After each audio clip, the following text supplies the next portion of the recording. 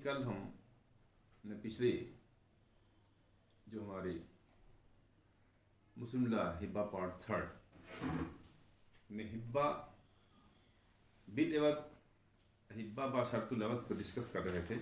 इसमें किसी तकनीकी कारणों से लेक्चर पूरा नहीं हो सका, तो हम उसी को थोड़ा सा बताएंगे कि लास्ट में हम डिस्कस ये कर रहे थे कि हिब्बा बिल एवज जो भारत में मान्य है एज एप्लीकेबल इन इंडिया, उसमें उसकी दो शर्तें हैं। आदाता द्वारा एवज का भुगतान, जो डोनी है पहले गिफ्ट का जो डोनी है वो उसका एवज के बदले दूसरा दान करता है, और उसका आशय क्या है कि संपत्ति से निर्निहित होने का उसका आशय होना चाहिए। There should be intention to divest himself in present, अपने आप को संपत्ति से निर्निहित करने का उसका आशय होना मस्ट है। इसमें इलस्ट्रेशन में देखा गया है कि जहां पर कि संपत्ति का अंतरण किया गया, दाता ने अपना कब्जा आजीवन बनाए रखा। फिर काउंसिल ने कहा कि दाता का आशय वर्तमान में निर्निहित करने का नहीं था, अतः लिखित हिब्बा बिल एवज नहीं था। तीसरी बात इसमें आपने देखा ये जो प्रतिफल के स्वरूप ये दूसरा जो गिफ्ट किया जा रहा है एवज वाला, इसमें कहा गया कि the actual payment of consideration and ewas on the part of the donee and bona fide intention on the part of the donor. The adequacy of consideration is not material. ये जो प्रतिफल स्वरूप ये दूसरा दान किया जा रहा है जिसे कहते हैं हिब्बा बिल एवज, एवज दिया जा रहा है, पहले हिब्बा के बदले में कोई दूसरा हिब्बा किया जा रहा है। तो इसमें कहा कि एडिक्वेसी वो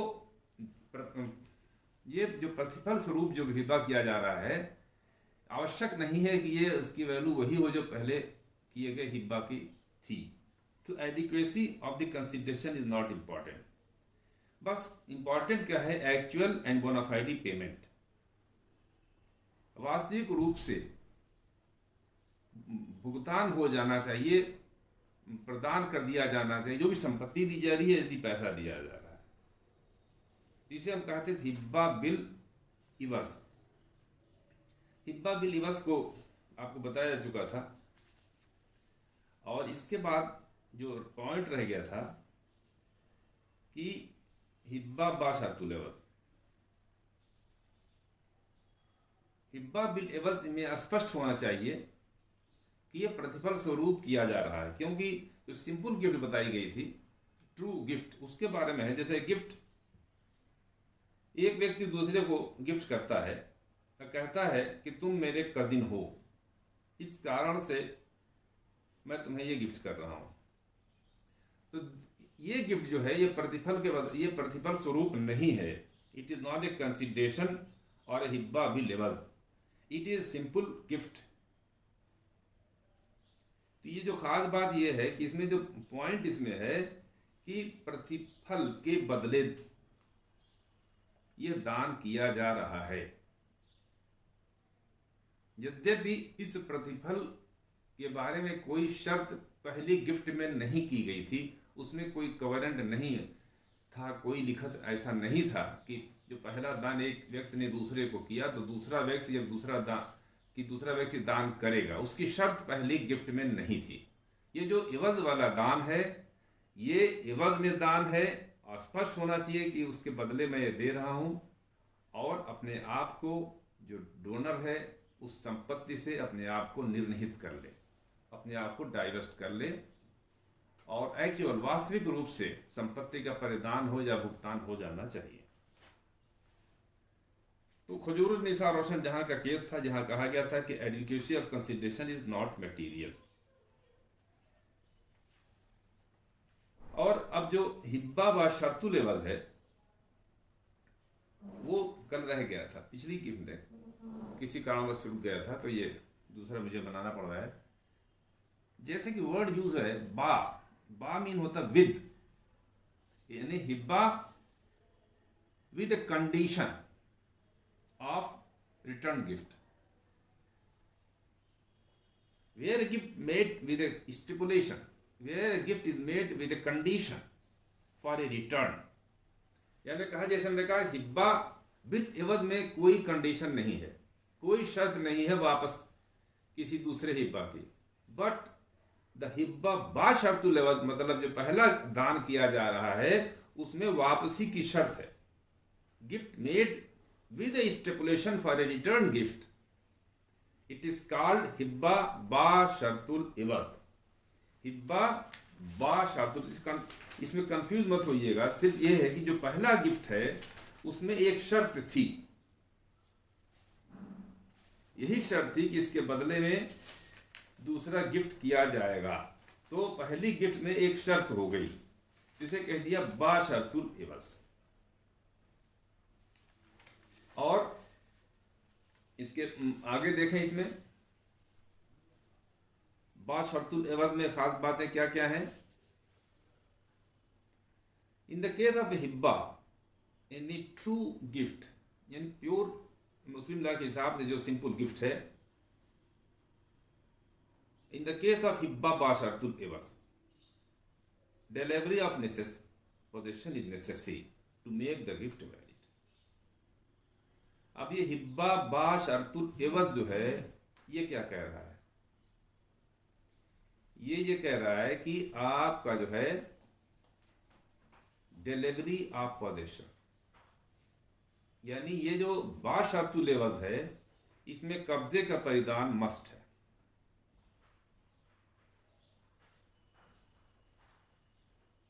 जो इंडियन लॉ में मॉडिफाइड गिफ्ट की जो हमने कल पिछली वीडियो में बताया है, उसमें कब्जे का परिधान भी आवश्यक नहीं है और मूसा के नियम भी नहीं लागू होते, लेकिन सिंपल गिफ्ट में कब्जे का परिधान मस्ट है।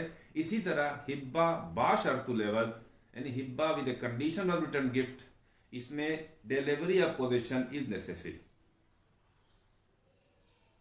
And the gift is revocable. लेकिन ये गिफ्ट इरिवोकेबल हो जाता है जब कब्जे का परिधान हो जाता है बाय द डूनी।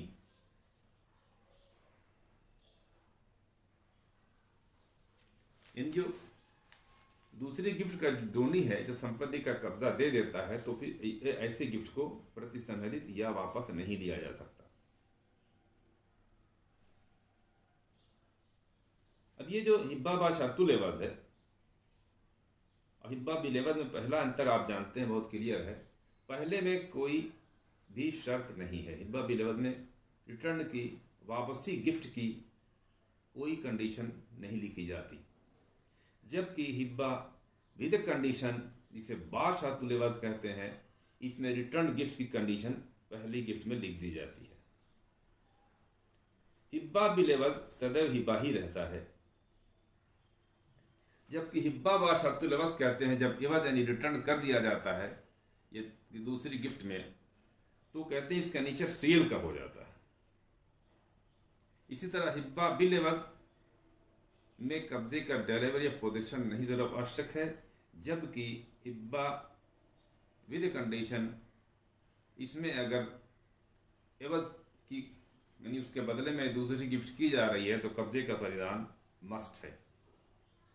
मेन कंडीशन यह है कि हिब्बा बिल एवज में जो व्यक्ति एवज में रिटर्न गिफ्ट कोई करता है तो वह स्वैच्छिक होता है, यानी वो बाध्यकारी नहीं है। फर्स्ट गिफ्ट में ऐसी कोई कंडीशन नहीं थी कि वो रिटर्न गिफ्ट करेगा, दोबारा वो भी दाता को कोई दान करेगा। और जबकि ये दूसरी टाइप जो हम देख रहे हैं हिब्बा बा शर्तुल एवज में, द फर्स्ट गिफ्ट जो पहले गिफ्ट की गई उसमें ये कंडीशन लिख दी गई, उसके बदले में जो डोनी है वो दाता को गिफ्ट करेगा, तो ये विद द कंडीशन हो गई। लेकिन रूल्स इस पर सारे के सारे सिंपल गिफ्ट के लागू हो जाते हैं। तो ये गिफ्ट आपने देख लिया, हिब्बा बिल एवज, हिब्बा बा शर्तुल एवज भी आपने देख लिया। उम्मीद है कि गिफ्ट की कंडीशन आपको याद हो गई होगी। कुछ क्वेश्चन ऐसे हैं जैसे कि मुश्किल है, gift of a life state, जीवन हित, यानी जीवन हित क्या है?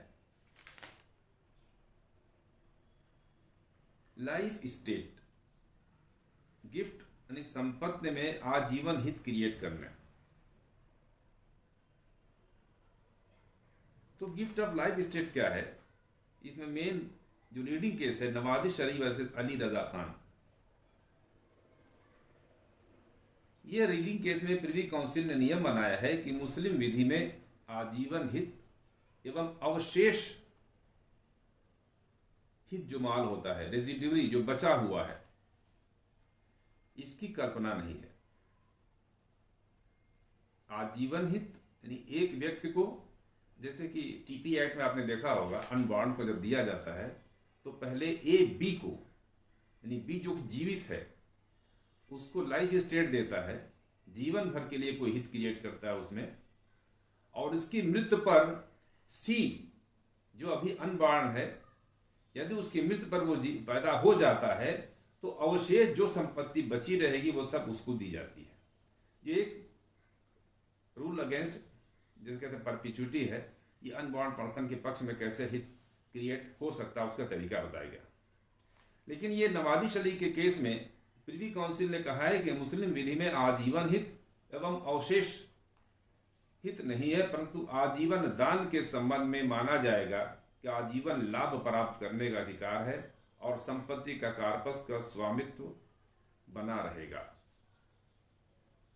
यानी उपभोग करने के लिए ये लीगल माना गया है। ये देखते हैं जो ये लाइफ स्टेट के बारे में प्रिवी काउंसिल की जो ये मेन नवाज अली खां का जो केस है, इसको डिटेल हम लोग देखते हैं कि व्हाट इज द केस।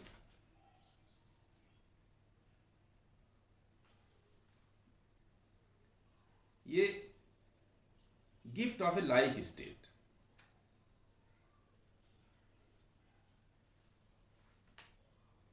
जो जुडिशल कमेटी ने एक केस ला हुआ था, अमजद खान का केस।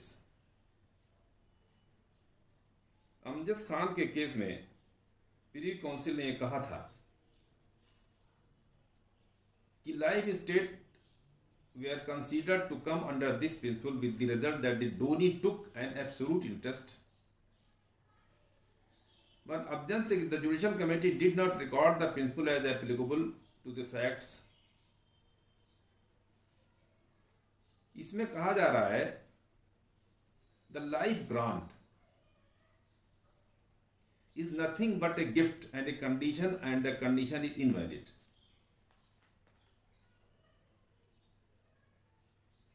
इसे कहते हैं उर्दू में एन उमरी, यानी उम्र भर के लिए जो आपको दिया गया है गिफ्ट, यानी इसे आजीवन हित अगर आपको दिया गया है इन उमरी, तो ये उमरी जो है लाइफ ग्रांट जो दी गई है, ये क्या है? कहते हैं life grant is a gift, और उसमें अगर कोई शर्त लगाई गई है तो ऐसे, and the condition is invalid but the gift is not null and void.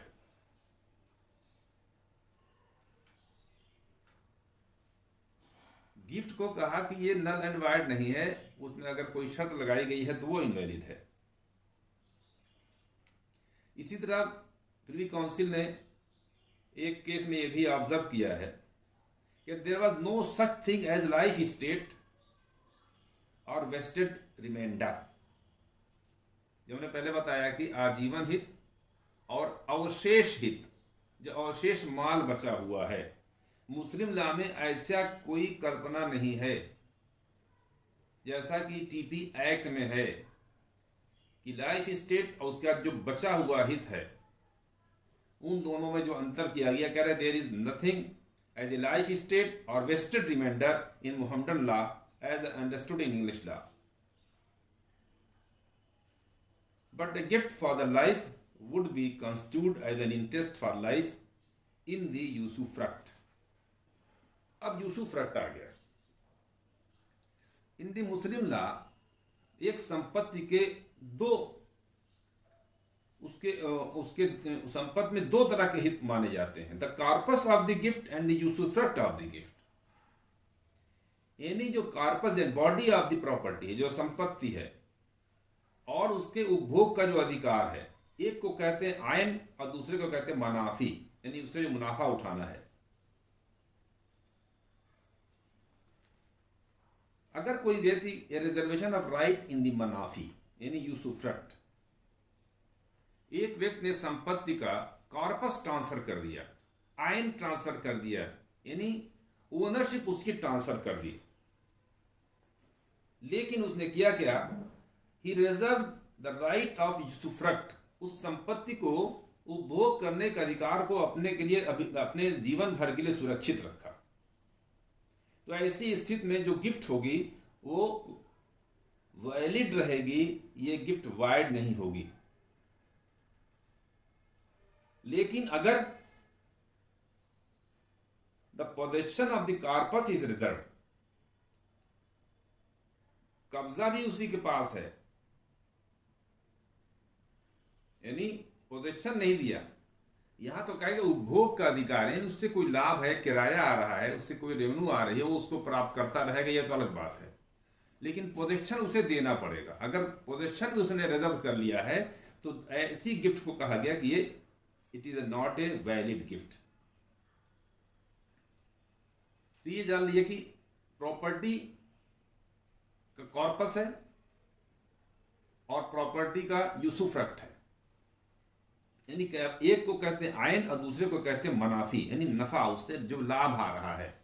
तो लाभ को अगर दाता अपने लिए सुरक्षित कर लेता है, लेकिन संपत्ति को कब्जा भी दे देता है, संपत्ति का स्वामित्व भी दे देता है, तो मात्र लाभ को सुरक्षित रख लेने से ऐसा गिफ्ट वाइड नहीं होगा।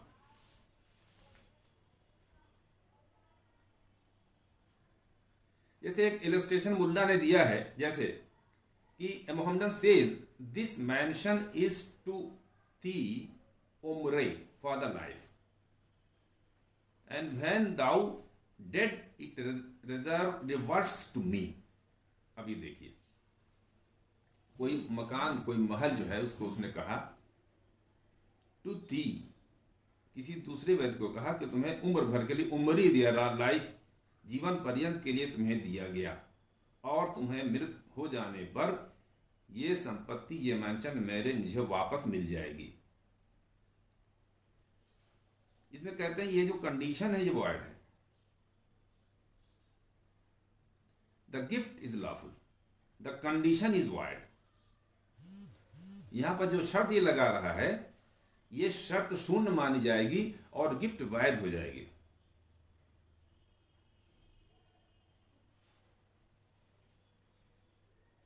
रिजल्ट क्या हुआ, ऐसी गिफ्ट में जहां इस तरह की शर्तें लगाई जाती हैं, the donee takes an absolute interest, जो डोनी है, जो आद आता है, उससे पूर्ण स्वामित्व मिल जाता है। और ये जो उम्री कहा गया है, इसका कोई प्रभाव नहीं होगा कि जीवन भर तुम्हें दे दिया और तुम्हारे मरने के बाद संपत्ति रिवर्ट हो जाएगी। अगर ऐसा कहा जाता है तो माना जाएगा गिफ्ट कंप्लीटली डोनी को मिल गया।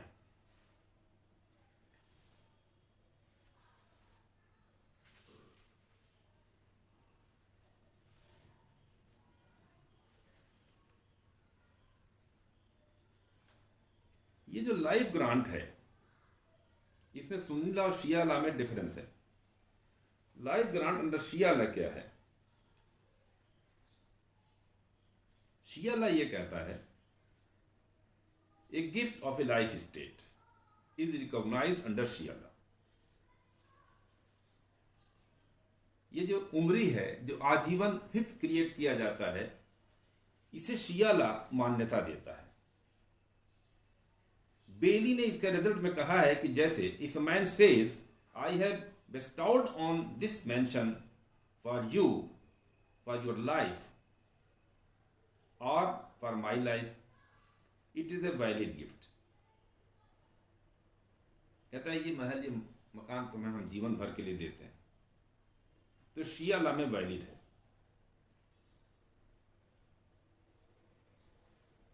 तो ये शिया लॉ और सुन्नी लॉ में ये दोनों का ये अंतर है। आजीवन हित। अब इसमें एक पॉइंट और रह गया है गिफ्ट में, द रिवोकेशन। सब शॉर्ट नोट्स के लिए हैं। यानी गिफ्ट का प्रतिसंहरण कब हो सकता है? जैसे मुल्ला कहते हैं, a gift may be revoked by the donor at any time before delivery of possession,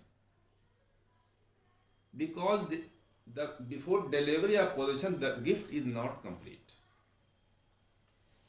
पहली सिंपल शर्त है, अगर कब्जे का परिधान नहीं हुआ तो गिफ्ट पूर्ण नहीं होता है।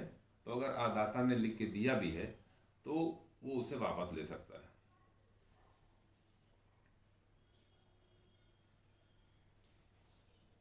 एक प्रोविजन है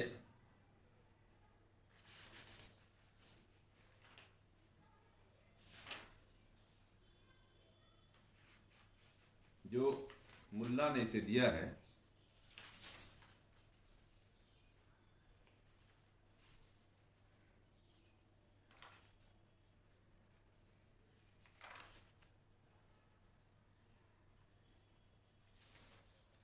कि a gift subject to the provision of sub section 4। Sub section 4 क्या देखेंगे? A gift may be revoked even after delivery of possession except in the following conditions. कुछ परिस्थितियां हैं जिसमें कि कह रहे हैं कि after the delivery of possession भी इसे वापस लिया जा सकता है। पहला है when the gift is made by a husband to his wife or the wife to her husband। पति द्वारा पत्नी को और पत्नी द्वारा पति को दिया गया दान। वजह हमने आपको बताया था, जब पति और पत्नी को दान देता है तो वहाँ actual delivery of possession must नहीं है। तो यही एक कारण है कि वहाँ तो कंस्ट्रक्टिव पोजेशन मान लिया जाएगा पत्नी का। तो पोजेशन मान लिया गया, जैसे उसने ऐलान किया, डिक्लेरेशन किया और पत्नी ने एक्सेप्ट कर लिया, the gift is complete because there is a constructive possession. दूसरा कहते हैं when the donee is related to the donor within the prohibited degree. दाता और आदाता के बीच में एक जो है प्रतिष्ठित श्रेणी का सिद्धांत संबंध है, एक दूसरे के इस आधार पर संबंधी हैं जो कि प्रोहिबिटेड डिग्री में है, यानी आपस में उनका विवाह नहीं हो सकता, जिसे कहते हैं प्रतिष्ठित श्रेणी, जो ब्लड रिलेशंस हैं।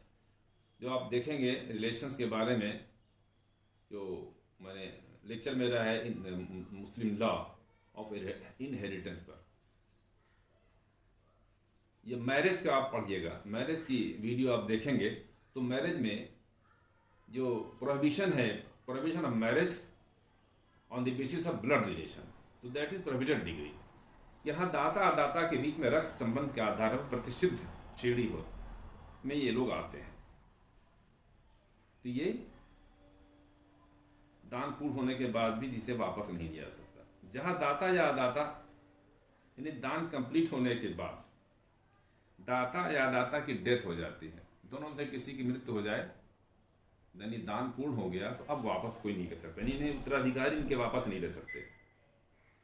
या जो subject matter of the gift कहते हैं जहां दान की विषय वस्तु नष्ट हो जाए, जल जाए, बाढ़ में चला जाए, किसी ऐसी स्थिति उत्पन्न हो जाए कि वो संपत्ति नष्ट हो गई है, या जल गई है, या खो गई है, तो फिर अब दान वापस नहीं होगा।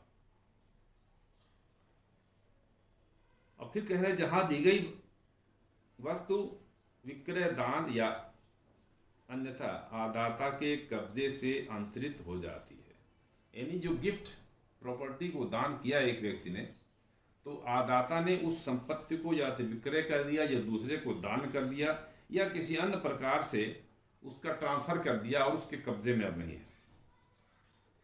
तो अब डोनी ने उसे बेच दिया, सेल कर दिया, किसी और को दान कर दिया, ट्रांसफर कर दिया। तो अब ऐसे दान को अब जो दाता वापस नहीं ले सकता, या दान में दी गई वस्तु का बहुत मूल्य बढ़ गया हो, जब दान किया था तो मूल्य कम था, अब उसकी नीयत बदल रही है, चाहता वापस करना, ये वापस नहीं होता। when the thing given in so change that it cannot be identified, यानी जिस वस्तु का दान किया गया है वो कन्वर्ट हो गया है किसी और वस्तु में, जिसकी that cannot be separated, that cannot be identified, law of conversion जैसे आप देते हैं टॉर्ट में, तो जैसे कहते हैं wheat is converted into floor bye grinding. अगर गेहूं दिया गया था और उसको उसको ग्राइंड करके उसे आटा बना लिया गया तो कन्वर्जन हो गया, प्रॉपर्टी दूसरी कैटेगरी में आ गई। ऐसी प्रॉपर्टी को वापस नहीं लिया जा सकता। When the donor has received something in exchange for the gift, वही आ गया हिब्बा बिल एवज, यानी जो पहला दान है उसके डोनर ने, इसके दाता ने हिब्बा बिल एवज के थ्रू, यानी उसका एवज, उसका प्रतिफल प्राप्त कर लिया है। तो अब जो पहला दान उसने किया था इसे प्रतिसंधित नहीं कर सकता, इसे वापस नहीं ले सकता। ये वो बिंदु है कि जहां पर कि गिफ्ट कब्जा देने के बाद, दान पूर्ण होने के बाद भी, चाहे आदाता की अनुमति हो चाहे न्यायालय की मध्यस्थता हो, किसी भी प्रकार से ये ऐसी गिफ्ट रिवोक नहीं होगी।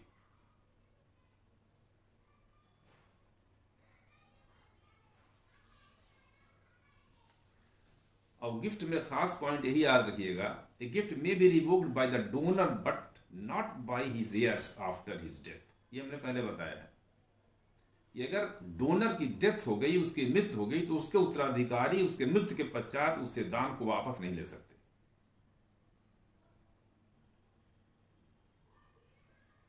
फिर देखिए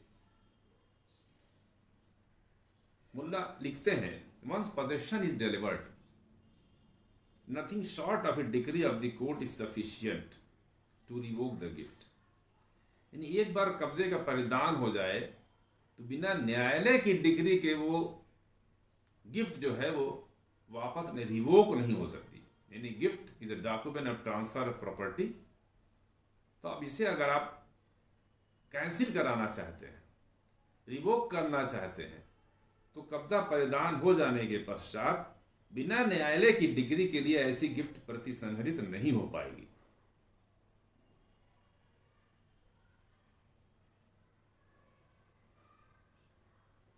इसके लिए न्यायालय की डिग्री आवश्यक है। तो ये बहुत इंपॉर्टेंट बात है कि यदि गिफ्ट कंप्लीट हो गई है तो रिवोकेशन के लिए न्यायालय की डिग्री की आवश्यकता होगी। अगर न्यायालय ऐसे गिफ्ट को शून्य घोषित कर दे तो ये गिफ्ट रिवोक हो पाएगी, अन्यथा ये गिफ्ट रिवोक नहीं हो सकती। इसमें कुछ बिंदु पर शिया लॉ डिफर कर रहा है, इसको भी जान लें। नंबर 1, जब हमने अभी ब्लड रिलेशन के बारे में पढ़ा है तो शिया लॉ कहता है the gift to any blood relation is irrevocable within the prohibited degree or within not a prohibited degree। जो सुन्नी लॉ है वो ब्लड रिलेशन को जो है प्रोहिबिटेड डिग्री तक सीमित रखता है। प्रोहिबिटेड डिग्री जो मैरिज के लिए, शादी के लिए जो कैटेगरी बनाई गई है, यानी लीनियर असेंडेंट या लीनियर डिसेंडेंट, इसी तरह ब्लड रिलेशन पर आधारित कोलैटरल्स, ये सारे ब्लड रिलेशन हैं। इन्होंने कहा है कि ऐसे ब्लड रिलेशन चाहे वो प्रतिसिद्ध श्रेणी में आते हो अथवा ना, अगर उनको ये गिफ्ट दे दी गई है और कब्जा प्रदान कर दिया गया है तो ऐसी गिफ्ट रिवोक नहीं हो सकती। दूसरा पॉइंट, पति के द्वारा पत्नी को किया गया गिफ्ट या पत्नी के द्वारा पति को किया गया गिफ्ट, इसको शिया लॉ कहता है इट इज रिवोकेबल। तीसरा पॉइंट जो शिया लॉ के बारे में है, a gift may be revoked by mere declaration on the part of the donor without any proceeding in the court. ये जो भी हम पढ़ रहे थे, जो सुनने लगा था कि गिफ्ट कंप्लीट होने के पश्चात बिना न्यायालय की डिग्री के ऐसी गिफ्ट को प्रतिसंहरित डोनर नहीं कर सकता। शियला अलाउ करता है the gift may be revoked by a mere declaration on the part of the donor. यानी दाता यदि चाहे तो किसी अपनी घोषणा के द्वारा किसी ऐसी गिफ्ट को प्रतिसंहरित कर सकता है। That is the problematic. ये जो लॉ है, जैसे उस कंडीशन में क्या होगा कि ये नष्ट हो जाए प्रॉपर्टी, समाप्त हो जाए प्रॉपर्टी, कन्वर्ट हो जाए, उसका नेचर चेंज हो जाए प्रॉपर्टी, तो ये डिक्लेरेशन किस काम का होगा। लेकिन शियाला अभी से मान्यता देता है।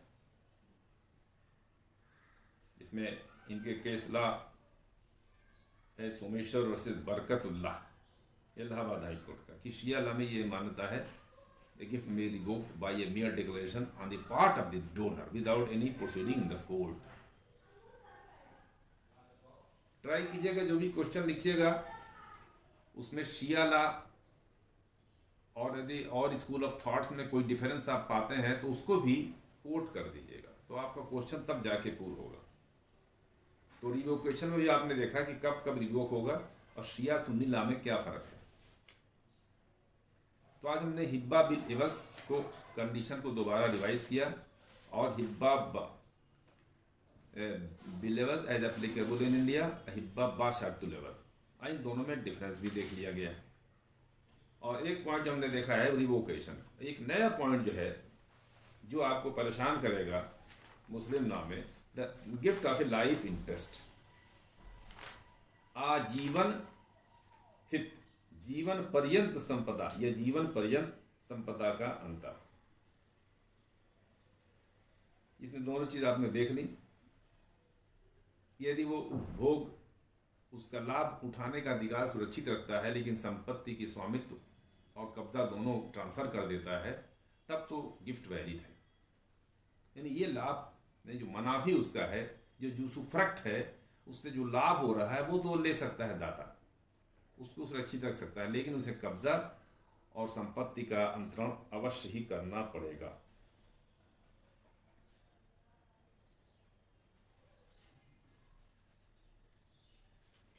ये आजीवन हित है और आजीवन हित में आपने भी देखा है कि मुस्लिम लॉ में सिंपली जो प्रॉपर्टी लॉ के सिद्धांत हैं आजीवन हित एंड रिमाइंडर्स, वो अप्लाई नहीं करते।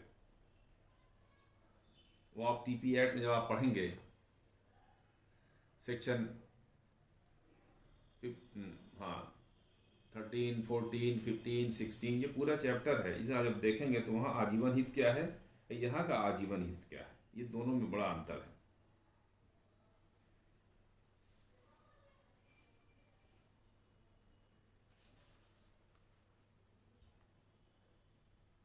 एक पॉइंट और लिखा है इन्होंने जीवन पर्यंत हित के बारे में, कि मुस्लिम विधि में कॉर्पस, आइन जिसे कहते हैं, मनाफी, फलभोग यानी फक्त कहते हैं, ये संपत्ति के दोनों जो इंसिडेंट्स हैं ये दान के विषय हो सकते हैं।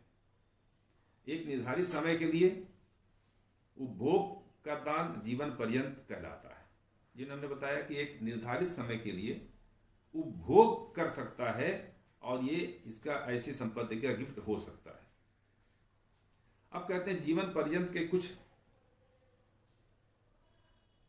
प्रकार बताए जा रहे हैं, जब पारिवारिक वक्फ के द्वारा संपत्ति का वक्फ कर दिया जाए और कहा जाए ये संपत्ति जैसे वक्फ अलल औलाद है कि जो दाता की जो औलादें हैं उस संपत्ति का उपभोग कर सकती हैं, उसे विक्रय नहीं कर सकती हैं।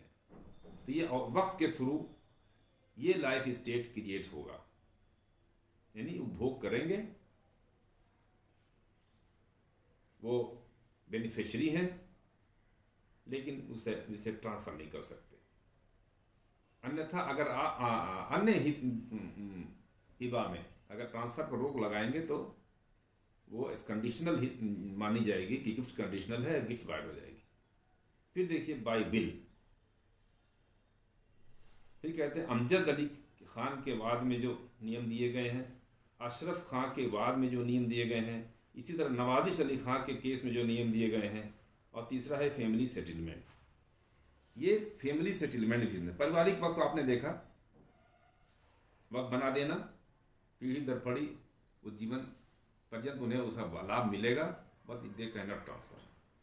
By will A life state can be created, जैसे विल के द्वारा का के लिए एक मकान में जीवन पर्यंत हित निर्माण किया जा सकता है, का के बाद खा के लिए, तो विल है। मुस्लिम नाम में विल क्या है? ऑपरेटिव वर्ब है, जबकि दाता यानी वसीयतकर्ता का की मृत्यु हो जाएगी, तो विल के द्वारा ये कह सकता है कि ए को जीवन पर्यंत हित लाइफ स्टेट दिया जा रहा है, और ए के बाद खा के लिए। यहां पर ऐसी स्थिति में विल के द्वारा किया गया जीवन हित क्रिएट किया गया है, ये वैध होगा। लेकिन कलकत्ता हाई कोर्ट कहती है चूंकि ये विल है, इसलिए ऐसा लाइफ स्टेट किसी प्रॉपर्टी में अपनी 1/3 संपत्ति से अधिक के बारे में जीवन हित का क्रिएट नहीं कर सकता है। फिर अमजद अली खां के नियम के अनुसार, अमजद अली खां के बाद में यह प्रश्न था, एक क्वेश्चन उठा था कि एक मुसलमान अपने जीवन काल में मुस्लिम विधि के अंतर्गत खा को संपत्ति का वास्तविक अंतरण करता है। एक मुसलमान अपने जीवन काल में मुस्लिम विधि के अनुसार खा को संपत्ति का वास्तविक अंतरण करता है, और इसमें संपत्ति की विषय वस्तु पर समस्त अथवा आंशिक भी अधिपत्य अपने लिए सुरक्षित नहीं रखता। यानी संपत्ति के पर जो है किसी प्रकार का हित जो है अपने लिए सुरक्षित नहीं रखता है, लेकिन शर्त है कि दाता के जीवन पर्यंत खा उस संपत्ति से प्राप्त होने वाला लाभ दाता को देता रहेगा, और ये शर्त आदाता स्वीकार करके पालन करता है। तो क्या ये दान मुस्लिम विधि के अनुसार अपूर्ण कहलाएगा? ये भी हमने डिस्कस किया है।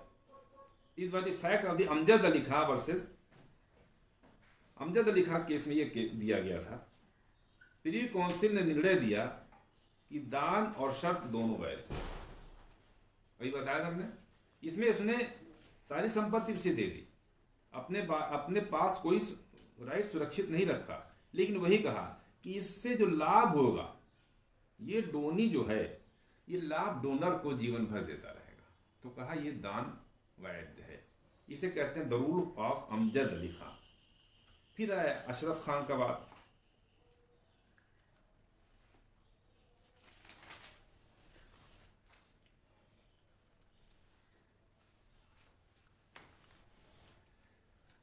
अमजद खान और अशरफ खान में अवध के अपर न्यायिक आयुक्त ने यह निष्कर्ष तैयार किया।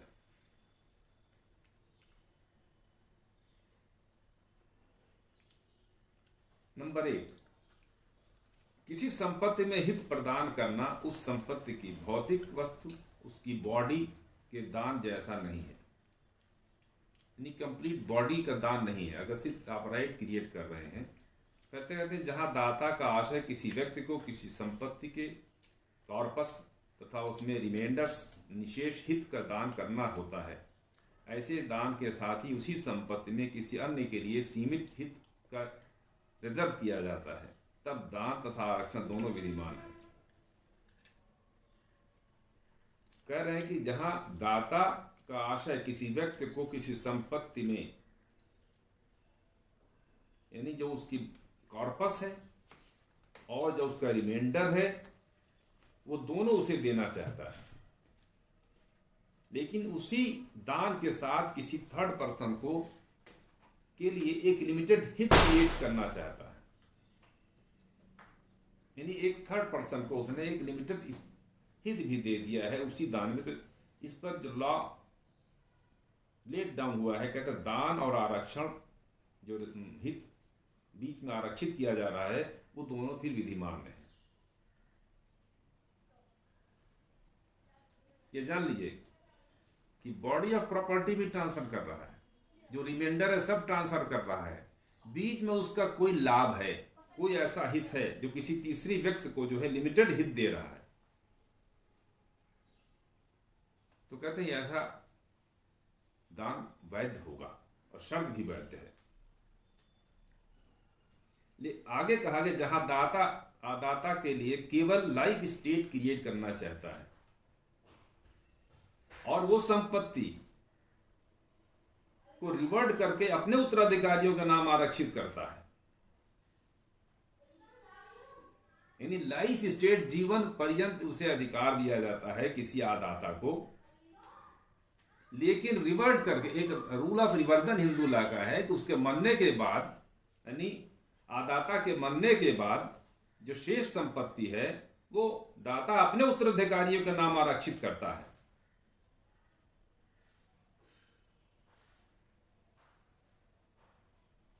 तो ऐसी स्थिति में जिस व्यक्ति को जीवन पर्यंत हित दिया गया है उस संपत्ति को संपूर्ण रूप से प्राप्त नहीं कर पाएगा। ये मिस्टर वजीर हसन से कमिश्नर, उन्होंने ये दोनों केस लॉ के आधार पर ये निष्कर्ष निकाले थे। ये मामला कहते हैं बाद में प्रिवी काउंसिल पहुंचा और प्रिवी काउंसिल ने जो वजीर हसन साहब थे उनके मत की पुष्टि की और दो बिंदु और जोड़े।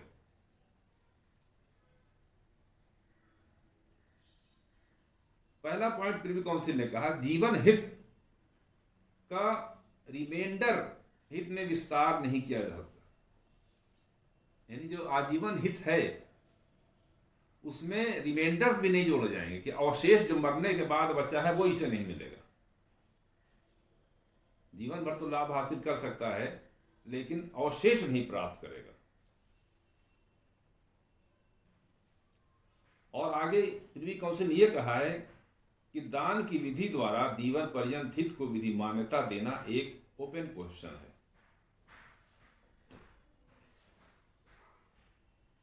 यानी इस क्वेश्चन को ओपन कर दिया कि दान के द्वारा जीवन पर्यंत हित का ट्रांसफर, इसकी लीगलिटी को चैलेंज किया जा सकता है, यह क्वेश्चन खुला रहेगा।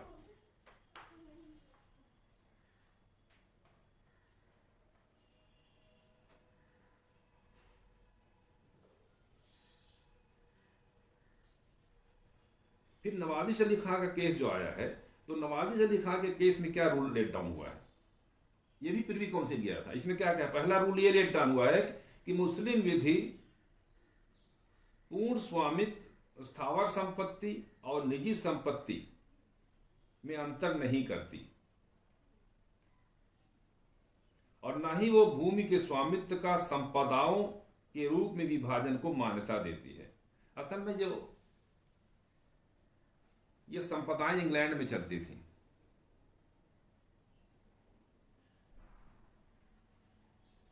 डिफरेंट टाइप ऑफ स्टेट्स बोले जाते थे। वो डिफरेंट टाइप ऑफ जो स्टेट्स थे उसे कहते हैं मुस्लिम विधि, वो जो इंग्लिश लॉ है उसे नहीं मानती।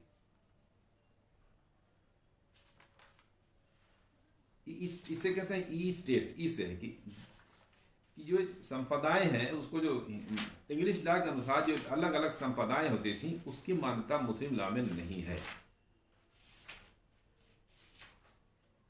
तो ये ई स्टेट आप याद रखिएगा, संपदा। ये अभी हम मुल्ला भी इसके बारे में इन्होंने कुछ लिखा है, ये गिफ्ट ऑफ, खैर इसको आप बाद में देख लीजिएगा। लेकिन ये जान लीजिए कि जो मुस्लिम विधि पूर्ण स्वामित्व की अस्थावर संपत्ति और निजी संपत्ति, ये दो टर्म यूज होते हैं, लेकिन इस दोनों में मुस्लिम लॉ अंतर नहीं करता है। इसी तरह भूमि का ओनरशिप में संपदाएं हैं, एक संपत्ति में different type of E states होती थी, संपदाएं होती थी, कहते इसमें भी अंतर नहीं करती। लेकिन मुस्लिम विधि संपत्ति की बॉडी यानी काय, जिसे आप कहते हैं कॉर्पस, और फलोभोग यानी उस संपत्ति से यूसुफ्रक्ट, उससे जो लाभ होता है, इन दोनों में स्पष्ट अंतर करती है।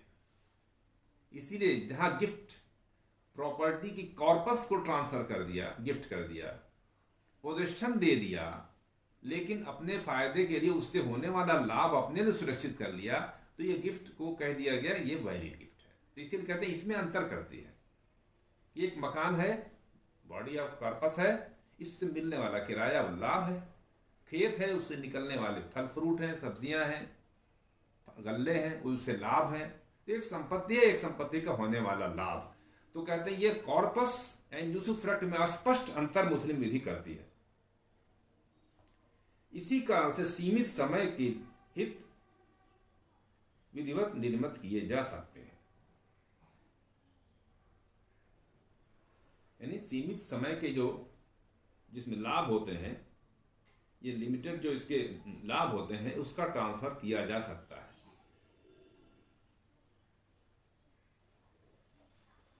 तो ये जरा पूरा चैप्टर इस पर है। मुल्ला ने लाइफ इंटरेस्ट किसे कहते हैं, और इसीलिए इसको यहां लिया है कि whether a life state life interest can be created by gift, क्या गिफ्ट के द्वारा ये जीवन हित, किसी संपत्ति में जीवन हित गिफ्ट के द्वारा क्रिएट किया जा सकता है नहीं।